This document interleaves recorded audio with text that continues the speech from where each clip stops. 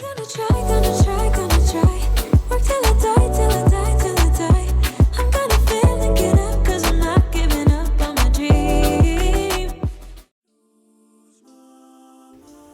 Hi my lovely Frosty fam, it's me, Karen Frost here at Nail Decadence. In this video we're going to be playing with some acrylic. You'll notice there is a blur patch on the screen. I've got a nasty burn on my hand. So, and it just looks so gross. So I've tried to blur it out as much as I can so you guys aren't having to see that wound. It's not very pleasant. So yes, that's why there is a little blur on the screen when my left hand is showing like that. So anywho, these are the products that I will be using for this set. I've got the Nails acrylic system there. This Pure Bond high speed, I'm not really keen on it. The Monomer, that is. I find it's really slow. It's supposed to be high speed, but I find it's very slow setting. So yeah, I play with it now and again, but it's not my greatest. I prefer high speed, medium and max adhesive depending on weather conditions. So I tend to use the high speed more when it's milder weather. If it's hot, like really hot, then I'll use the max adhesion because it's slower setting, so that kind of stuff. I love these brushes from SBD London. They are really nice to work with, and they're quite narrow, so they're good for little fingers, tiny hands and stuff. The coloured acrylic powders that I use, the pink and blue, are colours that I've mixed myself. I always mix my acrylic powders myself. I use the nail powders to mix with mica powders, so that I make the colours. That way I know all of my acrylic powders will be compatible with the Nails acrylic system, so that I know which monomer to use. It's always best to use the monomer that goes with this system.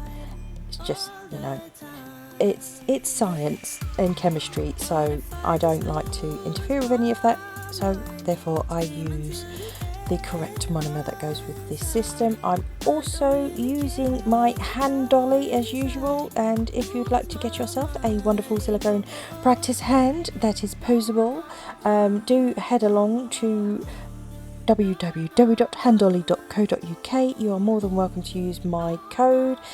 It is FROST10. That will get you a discount of 10% off your order.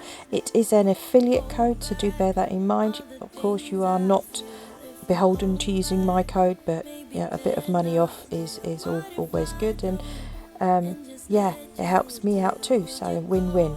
But yeah, and I love my Handollies. You guys know that I use Handolly a lot. I love them, I really do.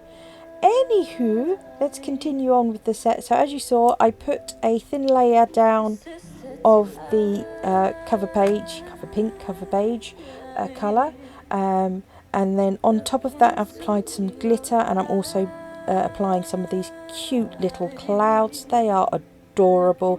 They're quite thick though, I will say that. Some of them are thin, but a lot of them are really quite thick, so yeah, you might file into them a little bit, but it's not the end of the world. But yeah, just bear in mind that they are quite thick. So what I'm doing is I'm placing the clouds where I want them, and then I'm just using a little bit of wet clear acrylic to secure them in place, and I'll let that set up, let the glitter set up and stuff, so that they get held in place before I totally cap it. And I've moved on to the ring finger. On this finger, as you can see, I'm placing the cover beige again, just enough for opaqueness and good colour payoff. I tend not to build my nails in colours. I like to cap in clear for many reasons.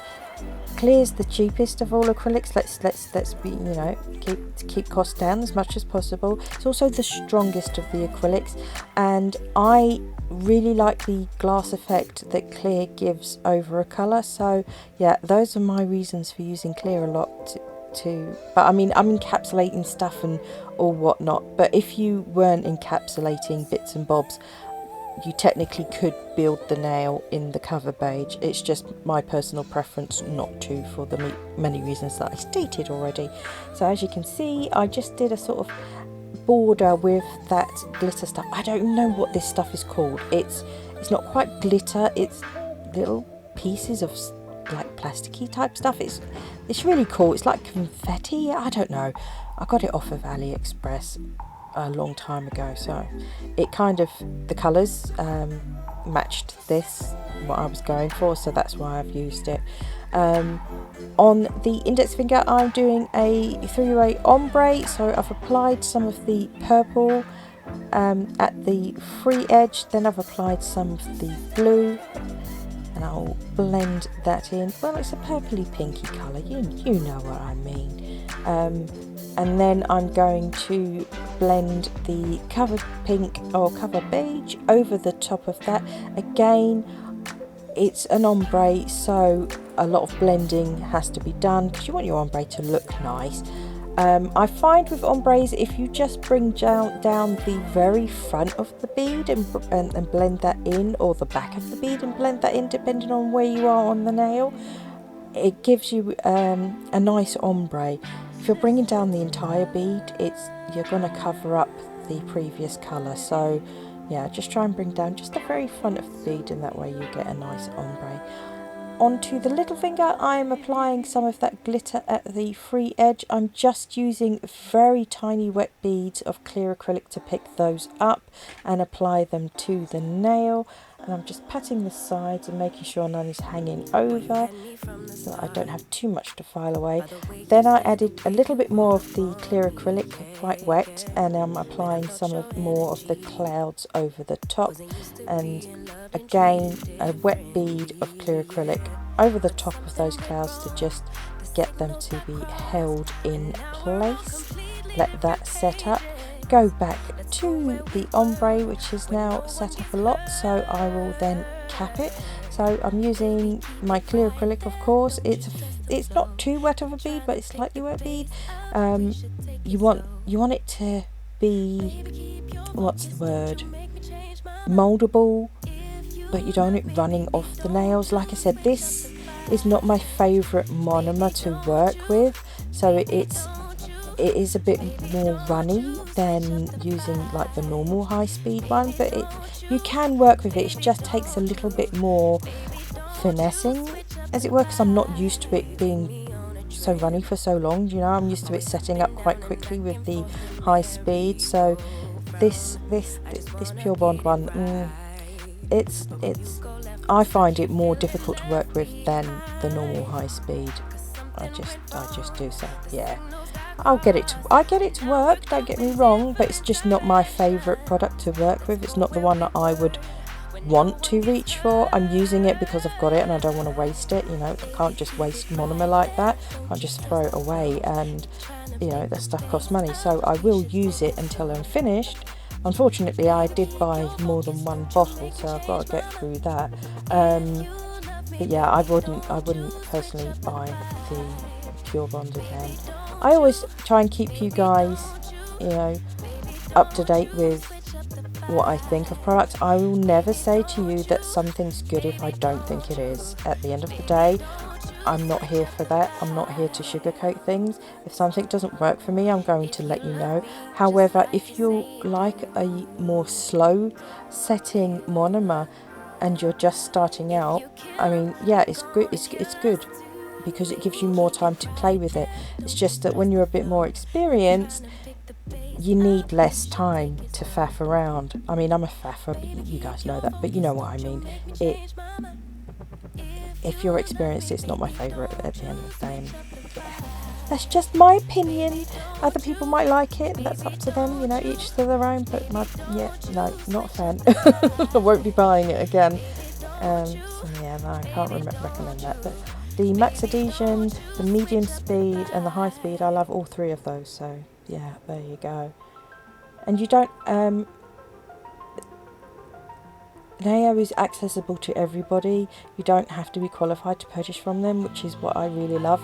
That's why it was my go-to product, because before I got qualified, that's where I used to get my products from. yeah, so I'm used to it, but I have other brands that I use and really like as well. So yeah. Anyway, back to the nails. As you can see, I'm just busy capping away. I'm trying to keep it fairly neat so that I don't have too much filing to do. Obviously, when you are encapsulating glitter and Fimo pieces and things like this, you want your bead to be a little bit wetter, which isn't a problem with this monomer that I'm using, because you know it is a slower setting one. So yeah, you do want it a bit more runny. That way the acrylic seeps in and around and in between all of the little bits and bobs, and you don't get any air pockets, so that it looks really nice once it's been filed and, you know, what's it called, top coated. Cool, total brain fart then. As you can see, I'm now decided to add more glitter. I was going to do an ombre. That was the whole point of me just putting the glitter at the free edge, but I changed my mind with the way the set was going, and I thought, you know what, I'll do a full glitter nail with this one. So that's what I'm doing. I'm just going to add the glitter and cap it as well. Just cap everything. That's what, you know, well, sometimes I plan out sets. This set I did plan out. You know, I got my little notepad and kind of drew it out and planned it, but I don't always plan my sets, but this one was planned and I changed my mind. You can change your mind how you want things. Anyway, so I'll let that all set up, and then it's filing time. Are you a Frosty filing freak? If you are not interested in the filing, do head along to the timestamp in the corner of the screen so you can skip this part, but for my Frosty filing freaks, here we go. On this occasion, the routine I am going with, because I always have a routine, I have many routines, but I'll only use one routine per set of nails. So in this particular routine, I will be doing the side walls first. So as you saw, I did the left side of the nails first, straight through, and then to each finger, that is, and then I do the other side of the nails and go through each nail in turn. It's like a conveyor belt kind of thing, you know, you do the same thing on each nail. That's how you get a uniform set. If you are finding that your nails are uneven or they're different, you know, they're not similar shape and thickness and stuff, get yourself a routine. It really makes a big difference, and if you do the same thing on each nail, you're more likely to get a consistent uniform set of nails. So you can have different routines, that's not a problem. I have different routines for depending on how my fingers are coping that day. So a routine doesn't have to mean you only have one. You can have many routines, but as long as you only use one routine at a time per set of nails, that's where you will get your consistency from. And it took me years to work that out, because I used to just file each nail as it comes, and not really pay attention to how I was filing each nail differently, you know. But yeah, consistency comes with literally having a routine and sticking with it. It does help. So as you saw, after I filed the sidewalls, got them all nice and straight, I went with a smaller e-file bit around the cuticle area to just make sure that it's all nice and flush, so that when the nail grows out, that there is no lip or step or anything to catch on your hair kind of thing. You shouldn't be able to feel it, the join, nothing. So yeah, make sure it's flush with the natural nail. And then after that, I'm using a medium bit, carbide bit, to just debulk a little bit and shape the nail. It's not too much debulking to do. I'm mostly smoothing, but I did cap the especially this nail and the glitter nail a little bit more because of those cloud pieces, to make sure they were totally encased. So I've got a little bit more debulking to do on those nails. And you'll see I pass my thumb over the nail sometimes to make sure it's feeling nice and smooth. I tip the angle of the nail up and to the side so that I'm making sure it's looking good, because you want it to be a nice balanced nail. which means it will slope up from the cuticle area to its highest point where the apex is in the back third, and then slowly slope down towards the free edge. You want to have that really nice beautiful curve. You also want to blend in the flat sides that you've filed, because when you're getting your sidewalls nice and straight, it leaves a corner, a flat edge excuse me, that will need to be blended in, so that the nail has a nice curve, and that flat edge, that corner, is disappeared. You want to make it disappear. So when you're, I can't state it enough, when you're filing, it's super important to stop often and check the progress of the nail that you are working on, but also compare it to the other nails that you have previously done. That way you're not going to have one nail that has a higher apex than the others, that kind of thing. You don't want one nail that's thicker and one nail that's thinner, one that's wider, one that's shorter. You want to, if you don't stop and look at all of the nails together as a set, you won't make sure that they're all similar, because when you're focused on just filing that one nail and not comparing it, you won't notice as much that it is different. So yeah, do pay attention to that. It is important, and I found that was key to getting my sets more uniform. Now, as you can see, I've taken my e-file bit and put my sanding band on. This is because the tips I was using were the curved tips, and in order to keep the curve there and not file the curve away, it's best to sort of go on the under arch and just make sure that curve is still there. Because if you're using curved nails, you want the curve there. If you're wanting straight nails, then you'd use the straight tips. When you're using the curved tips and you don't want the curve to disappear, I found that doing it this way with the sanding band is the easiest way to make sure your curve remains, because if you're filing just with the hand file, you're going to file away the curve. You're going to get the nail straight on the under arch. So yeah, that's my little tip for keeping the curve in the nails if you are using curved tips.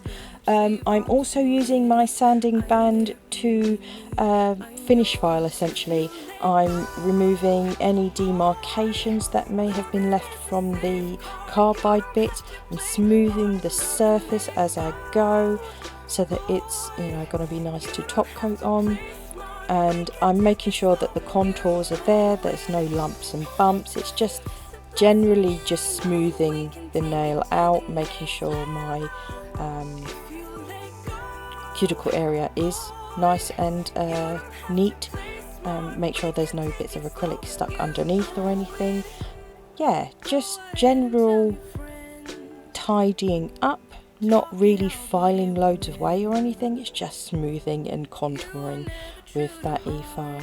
And you see, I twist that nail as much as I need to make sure I'm getting a good look at it from all different angles. Don't forget to look down the barrel of the nail so that all of the very tips of the nails are all a similar thickness. You don't want a thick, clumpy, free edge. I find that's really unappealing to me, and it also makes life living with nails more difficult. The thicker your free edge is, the harder it is to pick things up and stuff. So yeah, do make sure that you're going for credit card thickness on the free edge, and if that means filing a little bit from underneath as opposed to the top, then yeah, go for it. It's not a problem. You can do that, especially if you've got glitter and stuff that you don't want to file into. You can file a bit underneath as well. So yeah, I'm just doing the final touches, making sure the nails are really where I want them to be, that the free edge is nice and straight and sharp looking, and the sidewalls are nice and even, that I don't have any wonky nails. And then a quick buff over the top and also underneath the free edge, because I can't stand frills. You know those little frills you get on the underneath of the nail when you're filing? Oh yeah, I can't stand them. So just run the buffing file underneath the free edge. That will get rid of all the little frills, and then a little buff over the top just to make sure it's nice and smooth. Dust away the dust. One last look, make sure there's no more adjustments to be made, and no, we're done. So now it's time to bling it, baby. Oh yes, bit of crystal placement now. So Handolly has had a wash with some soap and water. Then I wipe over the nails with some rubbing alcohol, because soap does contain moisturizers and that will interfere with your top coat.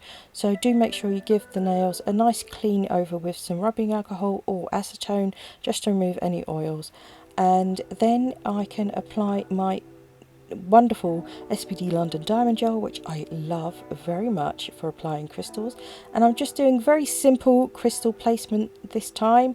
Nothing spectacular, but effective nonetheless. You know, crystals are crystals, they're very pretty. Don't actually have to do a fanciful design with them. They're fanciful on their own, really. So sometimes just a simple design is all you need, and that's what I was going for with this set. Just, yeah, very simple, straight line with a heart. That's it. Whack them on, flash cure those, and now it's time to top it off and keep it tough. The best part, when you can top coat and bring these lovely nails back to life and see all the colours shine and the glitter can sparkle, and yeah. So that also means, unfortunately, that we are at the end of the video. I do have some footage and photos at the end, of course, to share with you. But at this point, I would like to say thank you ever so much. Oh, look at that. No, I'm distracted. Sorry, hold on. Look at that glitter. It's so pretty. I like that. I like that glitter. And those clouds look so cute. You can see I did file into them a little bit, but like I said, they're very thick, so it's not easy not to file into them, but they do look cute, don't they? Oh, I love glitter so much. Such a magpie.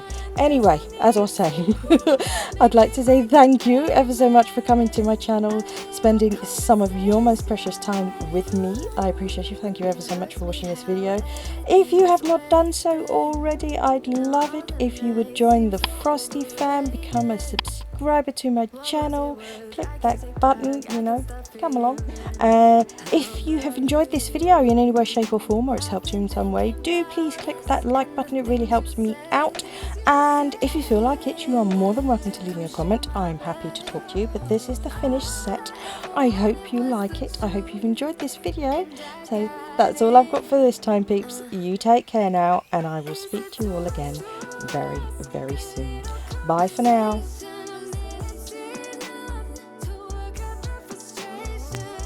Surprise! Let's play the Who's Still Here game again. It was really fun actually last time. Quite a few of you were still there. I was so impressed. Anyway, if you're still here, put a cloud in the comments so that I know you've watched to the end. Thank you. Bye. Someday soon, I'm gonna make